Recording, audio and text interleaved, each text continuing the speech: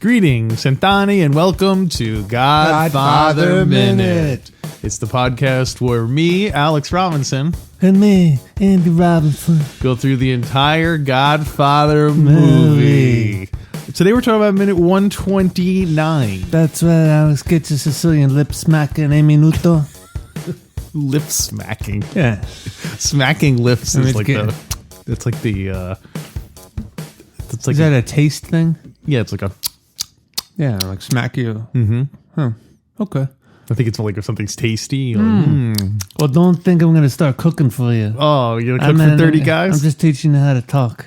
Because you're a little baby. You don't know how to even say it in numbers. How do I say it in Sicilian, though? How would I say minute 129 in Sicilian? Minuto. Cento.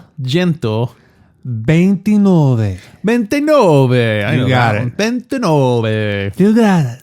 All right, that's minute 129. We're still in the meetings of the five families. Dun, dun, dun, dun, dun. Is that your five families? That makes team? It sound like a mystery. Or I should, well, 1, 2, 3, 4, 5. There you go. Although we determined that Corleone family is the sixth one. There are 6 families. Remember in the context, he says the heads of the 5 families. Yeah, the 5 other families. It's really weird because it's capitalized in the book. Yeah. So you think if it were a proper noun, that would be the 6 families. Maybe in the book, it's 5. Mm-hmm. But for the movie, they needed to cast more people. So they had to it's the unions. Yeah, union. Had to give more actors jobs. Union right? troubles. So minute 129, we're at the meeting of the 6 families. Don Barzini opens the meeting by thanking the Don for arranging the whole thing. Barzini points out that the Don wasn't sharing his political protection. But Don disagrees, saying that he only refuses one time because he thinks this drug business will destroy them. It'll destroy us. It's bigger and more powerful than you can possibly imagine. Is the Don naive? Because as we can look from history, the cops didn't seem at all like hesitant about teaming up with drug dealers, as every crime movie since 1980 has shown us. So, like, was the Don slipping? He was. Is he like too set in his ways? He was. Yeah, we all know that. We all know he was slipping. He was old fashioned. He was a mustache Pete. He's one of the last people to get into it. I also think that that's a way of almost like,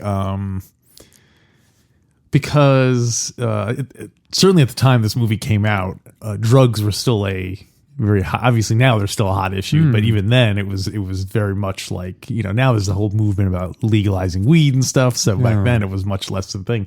So I'm wondering if like Puzo had him be anti-drug so that like the audience would be like, oh yeah, see, he's basically a good, good-hearted man at heart. Like it's not like those other guys who do. Because when the book was written in the late 60s, that was public sentiment. Well, certainly for mainstream America was not very pro-drugs at the time. So, well, if you go way back to minute 1 of our analysis, Alice, go back and listen to 1 and then we'll talk. Okay. We talked about how the book was anti-authoritarian, but not in that hippie protest kind of way. It was systems don't work, so we're going to create our own system, and that's what organized crime is. Yeah. So it is interesting that you're pointing out it could be anti-drug. In a sense, it's a protest. It's a double protest. In other words, drugs at that time in the late 60s were a protest, were an expression of protest against like the counterculture embedded systems. Yeah. And this was a protest against that and mainstream America. Well, it's almost like everyone knows that there's parts of the government that are broken. You know what I mean? No one's like totally like, yes, it's not like the 50s. Get your head out of the 50s. It's not like no one totally trusts the government anymore. Yeah. So it seems to me like people who are like, it's like libertarians are like, oh, like there should be as little law as possible. But like whenever you hear those people talking about like, oh, there should be states' rights and stuff like that, they never feel that way with drugs. They always are like, drugs should be outlawed, period. Yeah. They're never like, well, some states, if they want to legalize heroin, they should be allowed to, you know? Yeah. So it's just, we're all part of the same hypocrisy. Yeah. Doesn't apply to my family, though. Yeah, I always wondered that about libertarians. Can you really pick your... I mean, I think some libertarians are like, yes, every drug should be legalized. Sure, yeah.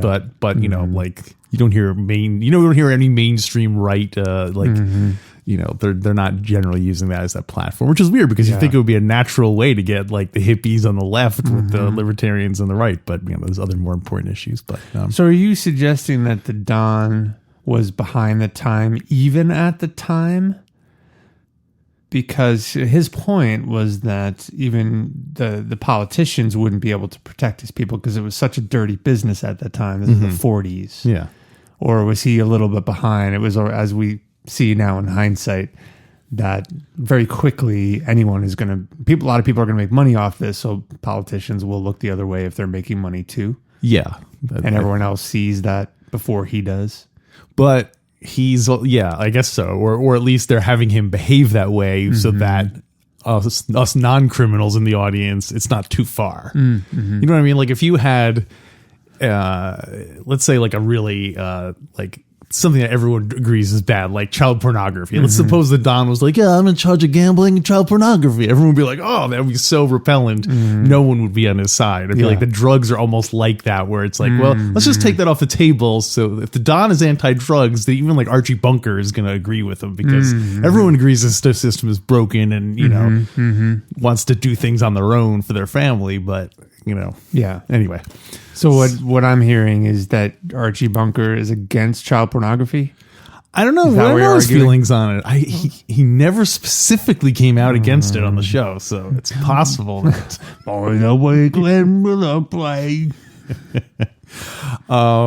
interesting. It is interesting to think about. I think it's just along the same lines of they don't show innocent people being victims of the Corleones.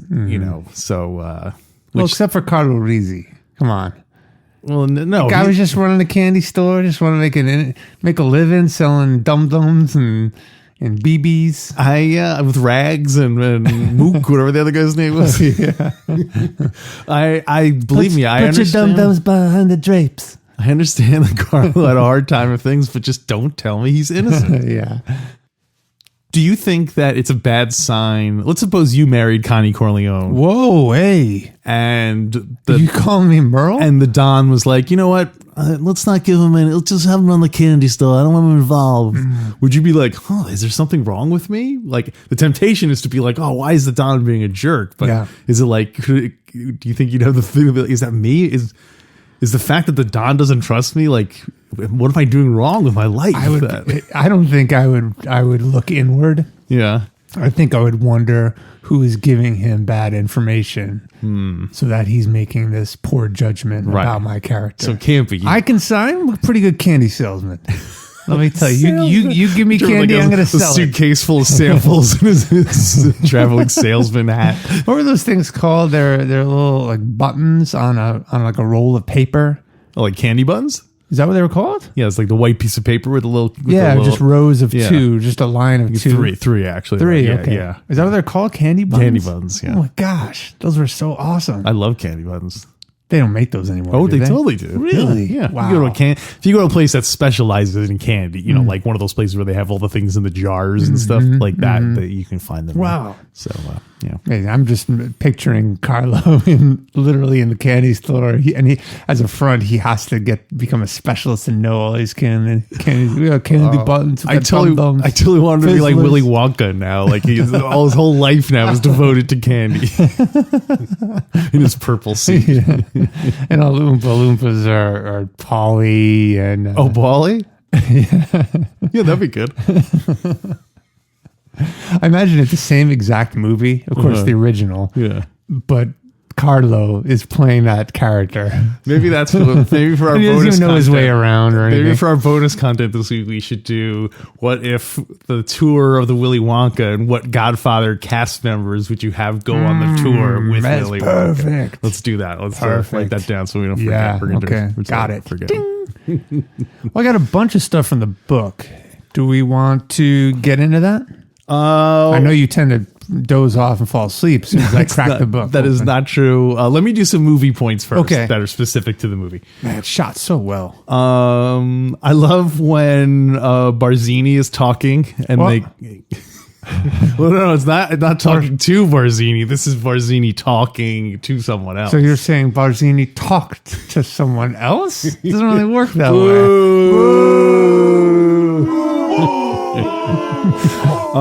But I love the look of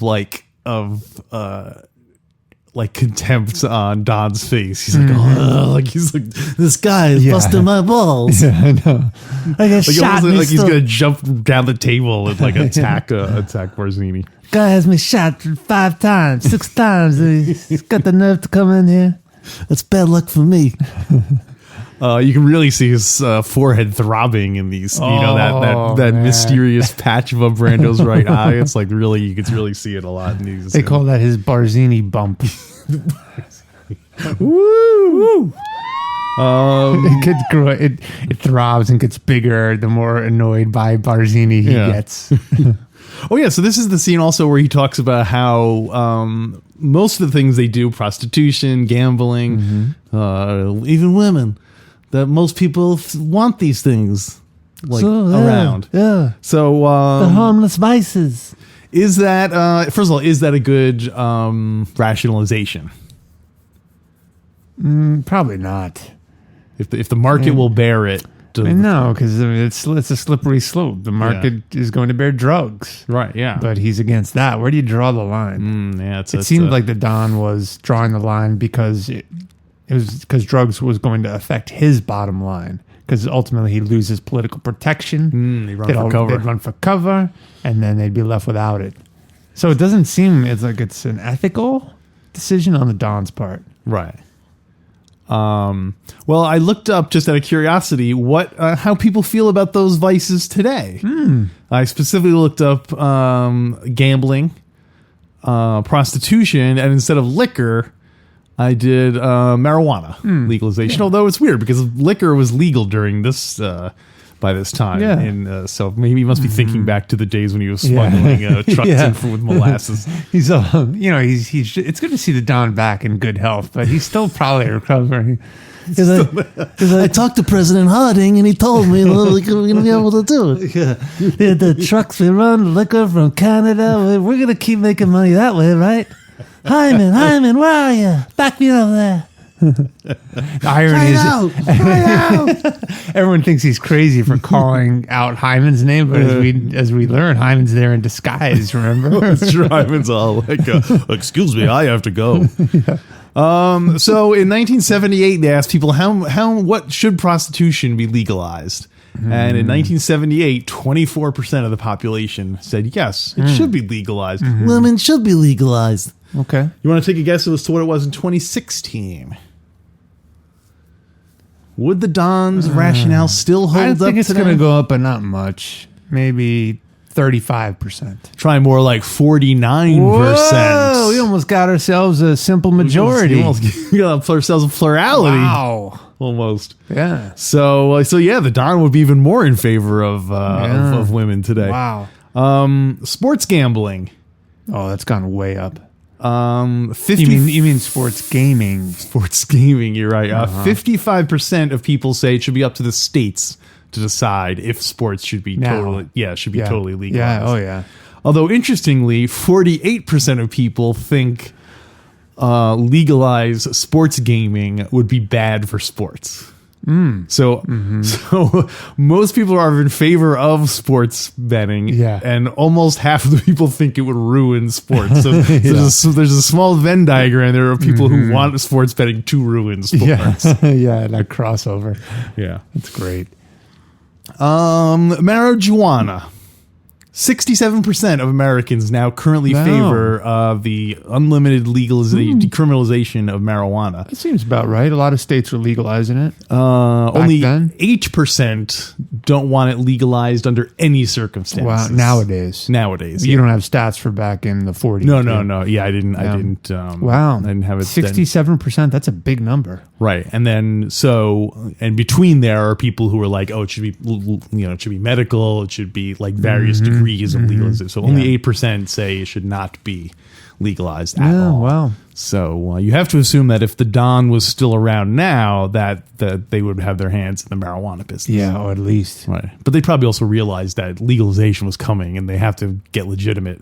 Yeah. Soon. I wonder how that works. If they have let's say they have a big marijuana operation going on, and then legalization happens. Does that mean they kind of have the infrastructure already in place, or I can imagine the rules and restrictions are so strong that you couldn't just say, yeah, here's our Mexican. We're growing our Mexican weed under this in the swimming pool. Yeah, that's up to code now. There are right? all kinds of licenses you have to get and all that. Wow. Although I could see him being a master businessman saying, well, now it's legal. We have to create a product that no one else has. So let's create We'll create a Fredo Corleone strain, Fredo Corleone Kush. We're the only licensed growers of it. I don't know what kind of high that would give you. I don't know. It would definitely make your throat all raspy, though. You're like, I'm smoking too much of that Vito Corleone. Oh, that's why Vito Corleone's against drugs. He says, these drugs are going to be the end of us. Listen to me. Listen to me. What's going to happen to my throat? I'm 25 years old. Ever since my hothead child Sonny made me smoke that joint when I was in the hospital. So let's see. Do I have anything else about the movie part of it? No, I guess so. I guess we can let's head over to the books. He refers to the Pezzo Novante of the church. Yeah. Pezzo Novante, which is the 50 caliber. Is that right? Oh, is that what it means? They just said it means like big shots, like. I think was it 50? Was it Novante? Maybe 90 caliber. We talked about this literally years ago. I don't remember what it means in Italian, but it's a caliber of a bullet. Yeah, well, that's funny that it does that. Does it literally translate into like a big shot? Yeah, it does. Yeah, I think it's 90 caliber. Pezzo Novante. It just says Pezzo Novante means someone who is powerful, a big shot. Yeah, a big shot. So. I think it's literally like a high caliber. High caliber. Nice. Well, you ready to learn more about these Dons, Alex? Let's go back into that train boardroom and inhale the smell of smoke and the cigars and olive oil. Yeah, it's Guinea Chom. Yeah. Well, last minute, if you remember, we met all the out-of-towners. Well, the out-of-town boys are going to be there. That's right. This minute, I'm going to school you in the local Dons. Okay. Page 281, Puzo writes, the representatives of the 5 families of New York were the last to arrive. So there are 6. And Tom Hagen was struck by how much more imposing, impressive these 5 men were than the out-of-towners. I guess if you can make it in New York, you got to be that's where that expression comes from. Shots. The mob. Boy, if Bruno Tattaglia is the example of being an intimidating looking guy. He was grandfathered in. His grandfather was intimidating. They were much more imposing, impressive than the Hicks. For one thing, the 5 New York Dons were in the old Sicilian tradition. They were, quote, men with a belly, meaning figuratively power and courage, and literally physically flesh, as if the two went together, as indeed they seem to have done in Sicily. The 5 New York Dons were stout, corpulent men with massive leonine heads. Isn't that funny? Features on a large scale, fleshy imperial noses, thick mouths, heavy folded cheeks. They were not too well tailored or barbered. They had the look of no-nonsense, busy men without vanity. So I think Barzini is the least. He's like the dapper Don of the 5 families. Yeah, absolutely. Of course, Joey Zaza would be the real dapper Don later on because he has to be in front of the camera. So do you think Barzini was the role model to Joey Zaza, who then became the role model to Vincent, the Teflon Don, the real Don? What's his name? John Gotti. John Gotti, Wait, who? Wait, the Teflon Don. but I know, but who? What was the order of operations there? Barzini was Yeah. the slick one in the 40s, and then Joey Zaza. He was the one on all the newspapers, and then eventually John Gotti. Well, I feel like Gotti was. Are you talking about in the Godfather universe or in our universe? It crosses over because John Gotti isn't in the Godfather universe. Well, but he was anyway. He was before Joey Zaza. Probably, yeah. Because Yeah, that was so that was I think the Joey 80s. Zaza was modeled on Yeah. him. Oh, it not makes Bruce sense. Spicer. So Ah, yeah. that's why I was like, But John Godfather Gotti. GF3 takes place in the same time, so it's Yeah. retroactively there. I don't know, it's confusing. Yeah, Yeah, I'm Time sure travel. John Gotti's spinning in his grave knowing that Joey Zaza was modeled after him. You want to learn about Anthony Strachey? Strachey? Sure. Strachey is the one from Staten Island. No, he controlled the New Jersey area and the shipping on the west side docks of Manhattan. Huh? Who's the guy from Staten Island? I thought that was Strachey. No, we are going to learn that in a second. Okay. Let's see. He ran the gambling in Jersey and was very strong with the Democratic political machine. So the Jersey guy is allowed in. The Jersey guy, yeah, he's considered one of the five. Interesting. Why is that? Well, New York. typically New Yorkers don't Well, look. They look, like on the The Sopranos. The New York mobsters always kind of look down on Tony Soprano and his crew. This must have been when it was still there was still a partnership, a real partnership. It was still small enough where Yep. you couldn't afford to alienate any of the Dons. Exactly, yeah. Let's see. He had a fleet of trucks, made him a fortune primarily because his trucks could travel with a heavy overload and not be stopped and fined by highway weight inspectors. Such a wow! This is a glamorous life of a gangster cheating the way stations. You're a regular John Dillinger there, aren't you? I never really thought about it. That's where all the assassinations take place. The toll booths, the way stations. A lot of business going on there. Yeah. Oh, but check this out. Strachey really had a great idea. These trucks helped run the highways, and then his road building firm with lucrative state contracts repaired the damage wrought. Nice. So his overweight trucks. I never realized that's why they have way stations to prevent them from being too heavy. They don't want to charge destroy the a road. fee depending on how heavy they are. Because they're destroying roads. Yeah, I guess because they're. I never really thought about that. More I never wear knew and that. tear on the roads. Yeah. And if you happen to have the contract to fix those roads, Yeah, well, and then if those trucks happen to be wearing chains when they go on the highway, then so be it. if those trucks happen to be owned by your father running molasses out of Canada, well, power to you. What does that tell you? Tells you we can win. Strachey was old-fashioned and never dealt in prostitution, but because his business was on the waterfront, it was impossible for him not to be involved in that business. In prostitution or in prostitution drugs? and in drugs. Okay. Yeah, because I guess the wharfs makes sense. So wait, he was against prostitution, but he did it anyway. Let's see.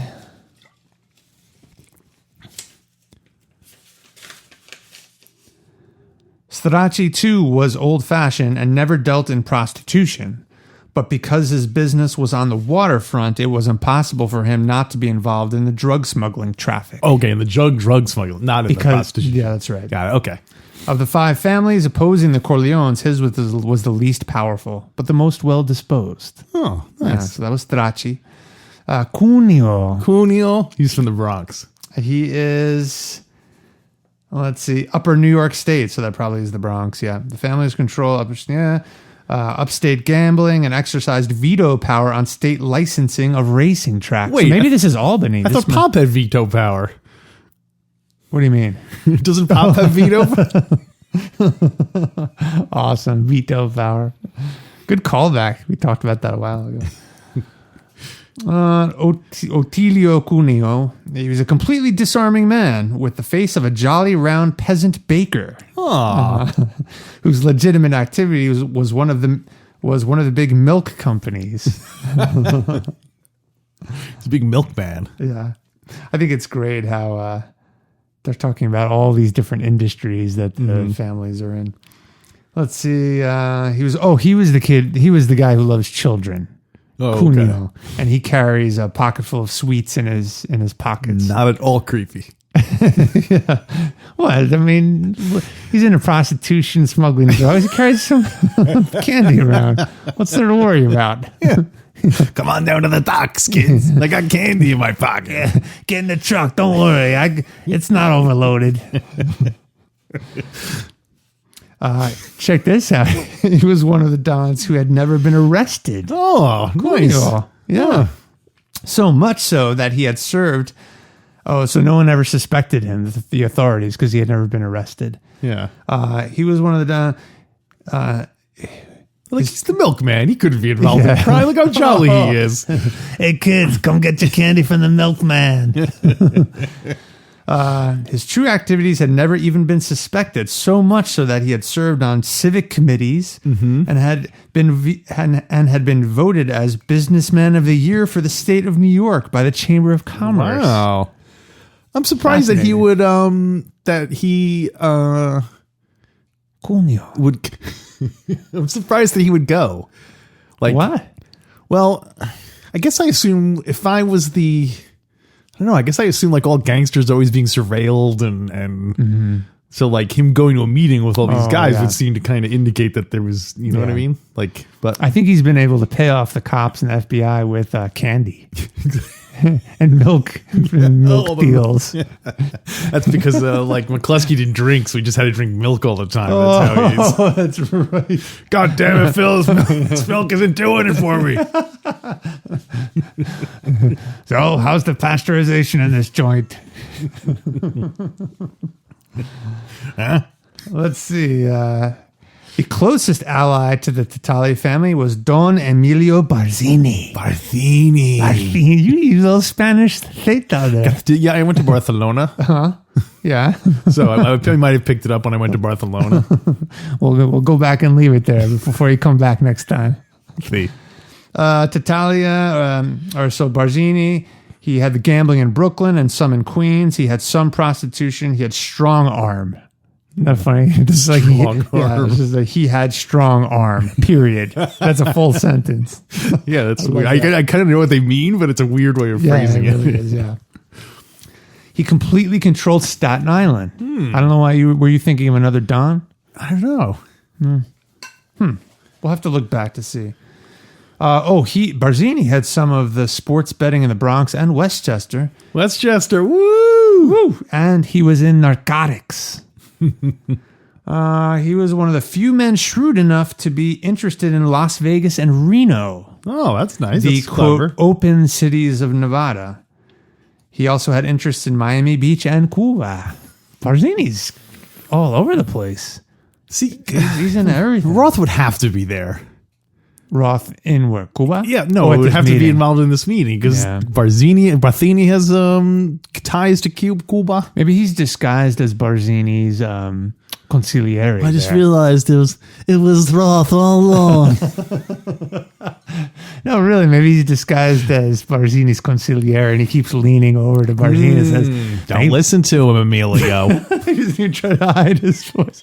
Emilio, make sure they show the cake before you begin. Make sure they save something for the Lakeville Road boys. When he goes into his whole monologue, when a when a consigliere gets to my age, he likes to be sure that things go well. What'd you have? Come on, you have one. You had a Roth. I don't remember what it was. Okay. Here's a little bit more. Barzini. So after the Corleone, So Cuneo is, is Upper New York. but not Westchester. No, it sounds like Barzini is Westchester. So what are they talking about? Like Putnam County? Like what are they, Albany? How Yeah, far I think back? so. Because who, Cuneo? Because he was talking about the state licensing of racetracks. That sounds like capital. I know, but Albany. I thought all the five families were like based in New York. I thought that was the whole New York City. I guess they thought It's one hell of a commute. maybe they're not. It's much more spread out than I You're thought. telling me. Okay. Yeah. Well, that explains why Maybe. explains why the Corleones are so powerful if they have Manhattan. They have Manhattan, yeah. Yeah. According to them, they said Barzini's second only to the Corleones. Yeah, according to Puzo, Isn't it funny? Like, he is one reference. He's the reference. I don't know. Puzo seems to suggest that. After the Corleone family, Barzini was perhaps the strongest in New York and therefore in the country. There you go. Yeah. His influence reached even to Sicily. His hand was in every unlawful pie. I wonder if that's still true that the most powerful crime families are based in New York.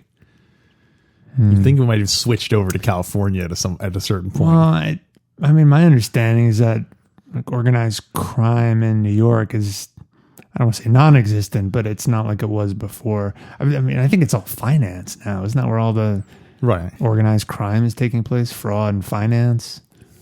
Yeah, I don't know. But I mean, there's always got to be. There's always someone Vegas. running women and gambling and all that stuff. Yeah, so. that's true. I mean, the internet has probably changed. Probably everyone's based in like Romania or something. Yeah. All the real criminals. Yeah. No offense to any Romanians listening. I was just using that as an example.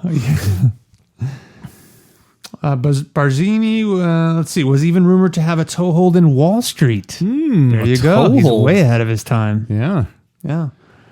They called him the Don of Tao. No, I did. He's like the Buddhist. The Dow Industrial Don. So he's kind of ahead of the Corleones in that seems like he's making inroads into being completely legitimate. It seems like it. I think Hagen's is trying to take lessons from the Barzini playbook. So do you think when Mikey took over, did he use the toehold that Barzini had already, like, was that now Mikey's toehold? Probably. Like, does he just kind of take over all operations? Yeah. That's a smart move. They say you shouldn't create all these new businesses. You just need to create knockoffs or take over. Yeah, or just buy already existing. Buy him out. Google, I guess. Buy him out. Wait, they buy you out? No, I don't think his credit's good enough to buy him out. He's unlucky. A little bit more about Barzini. Emilio. His son is named Emilio Barzini Jr. Let's see. He was he was a man much like Don Corleone, but more modern, more sophisticated, more businesslike, more Zaza. It doesn't say that. Doesn't say that. He could never be called an old mustache Pete, and he had the confidence of the newer, younger, brasher leaders on their way up. He was a man of great personal force in a cold way, which with none of Don Corleone's warmth, and he was perhaps at this moment the most respected man in the group. It makes sense for we're all anti-Barzini because we're pro-Don, but it makes sense that he would want to get rid of Corleone. Oh yeah, absolutely. I mean, he has vision of the future, and B, he's keeping all those judges in his pockets like so many nickels and dimes. Yeah. This is a big move. This is a big moment for Barzini. Yeah, we're going to see next minute too. Well, we'll get into that next minute. How him speaking up is very telling. It's a power move. I got a little bit more. Sure. You want to hear about the Tattaglia family? Sure. Okay. Wait, you mean Barzini? Oh, no, Alex. I just learned. I just learned it was the dawn of the Dow Industrial Average. Fredo. So his name is Philip Tattaglia, right? Don Philip Tattaglia. This Bruno is his son. He got the magician. That's right. Yeah. The illusionist. Tattaglia was held in a slight contempt by the others. Of course. For one thing, it was known that he had allowed himself to be dominated by Sollazzo. How embarrassing. I know. Had in fact been led by the nose by that fine Turkish hand. Just go with a knife. Yeah. He was held responsible for all this commotion. He's a great actor. Turk, I need assurances. You're good with a knife, but I'm good with the ladies. He almost has a Gollum status. My precious. Like groveling. Yeah, my precious ladies. Assurances. I need assurances.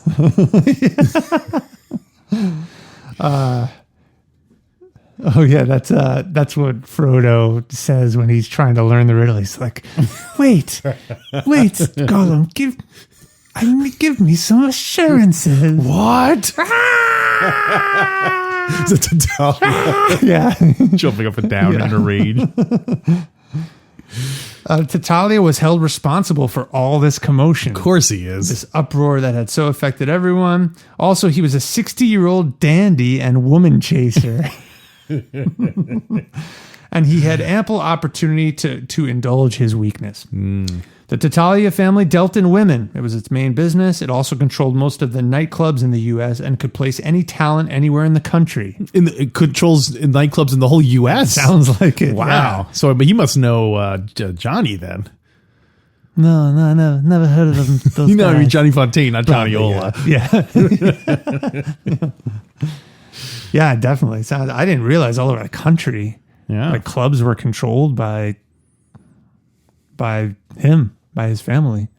It's an odd concept that there aren't just these open clubs all over. I guess it's the 40s.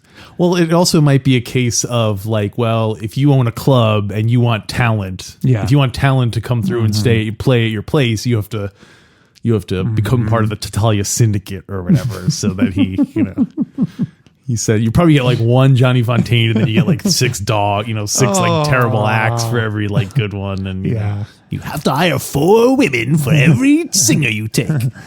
And Don Corleone, you can't object when I open my franchise of nightclubs. I'm going to call them Assurances. It's right next to Paulie's restaurant and Fredo's. It'll be one block with all the. That'd be the greatest town to go to. What a terrible, worst name for a nightclub. Assurances. Let's see. His person. It would be a nightclub and magic shows. Oh, like that's a perfect pairing. Yeah. Tattaglia was not above using strong arm to get control of promising singers and comics and muscling in on record firms. But prostitution was the main source of his income. His personality was unpleasant to these men. He was a whiner. Assurance. He was a whiner. Mazzini. Don't forget the cannoli. Don't forget the insurances, Mazzini. Insurances.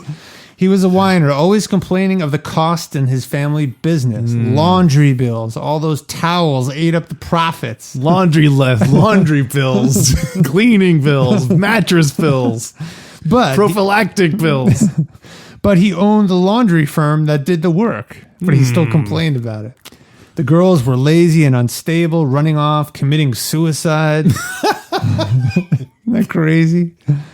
The pimps were treacherous and dishonest and without a shred of loyalty. Good help was hard to find.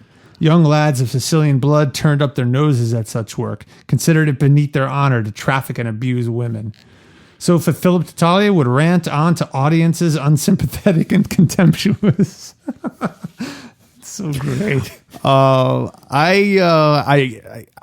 kind of wish we had seen, obviously in part 2 we see the origins of Don Corleone, but I think it would have been, I'm kind of glad they didn't, but it would have been fun to see like a young Tattaglia and young Barzini and all, like, like have Tattaglia be like, that girl's pretty cute. That gives me an idea. Yeah. But I'm not sure if I should do it or not. I need some kind of guarantee. And then like, the guy's like, I like children personally. I'm going to start filling my pants up with candy. Like, Cuneo. we hold Tattaglia in contempt? This guy's here. Creepy Cuneo. Oh, he's like that Don. What's a candy that begins with D? D? Yeah, he's the... Oh, someone in the audience is saying it. I can hear it. Yeah. Or C. What's the one that begins with C? Oh, Cracker Jack. He's Cracker Jack Cuneo because he fills his pockets with Cracker That's Jacks. even worse. 'Cause it's not even like you're in a wrapper. It's just like loose Cracker Jacks. The presents at the surprises at the bottom, kids.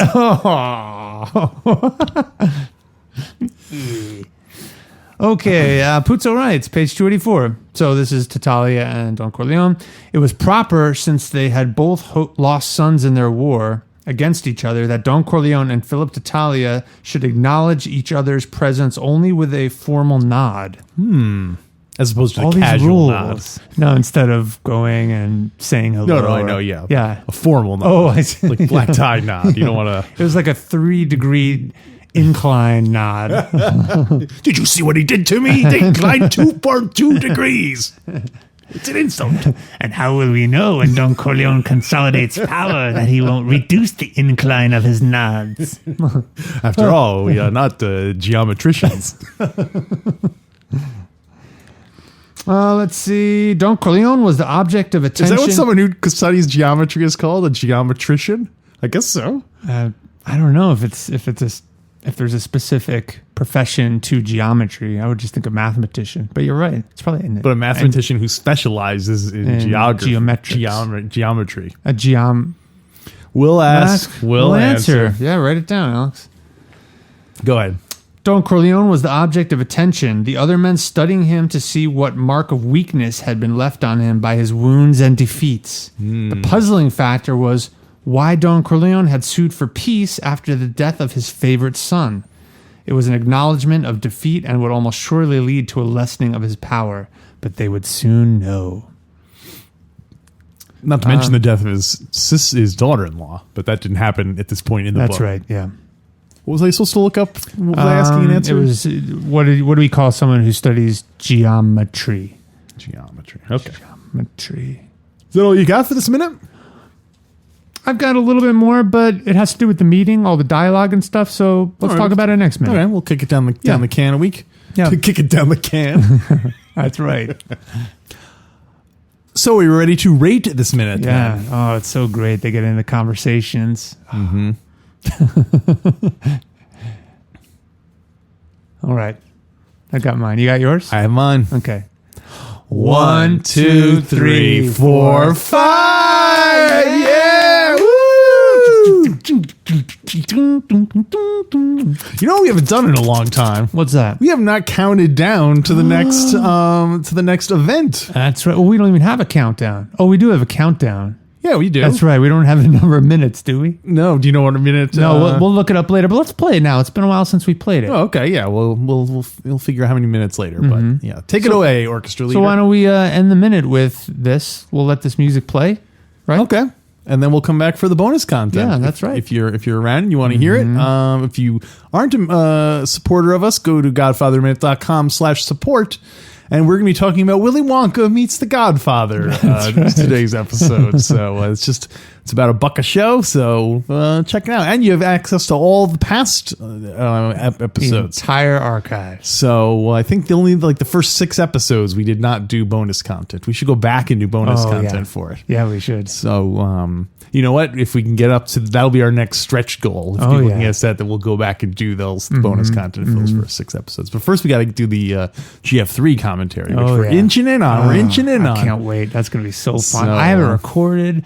It keeps coming up on cable, and I'm so tempted to watch it, but I'm waiting. I know. Because I want to watch it fresh. Every time you think you want to go in, you get pulled back out.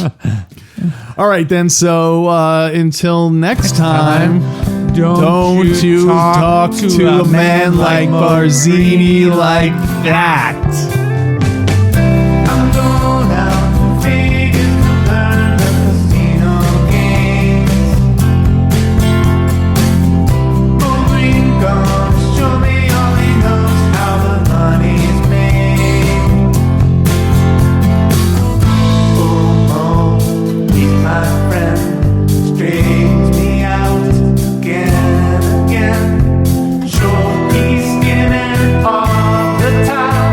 But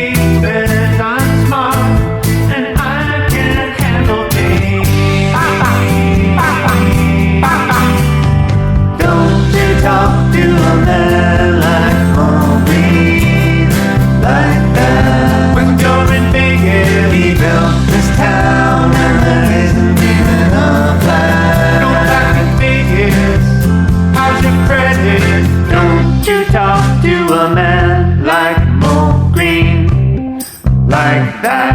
When you're in Vegas, he built this town and there isn't even a plaque. No plaque in Vegas, nor a statue.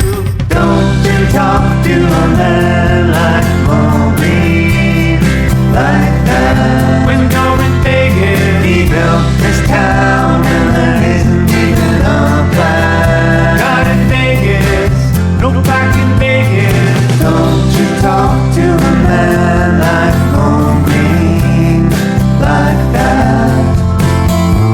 He built this town and there isn't even a flag. How's your credit? How's your credit? Don't you talk to a man like Maureen, like that. He built this town.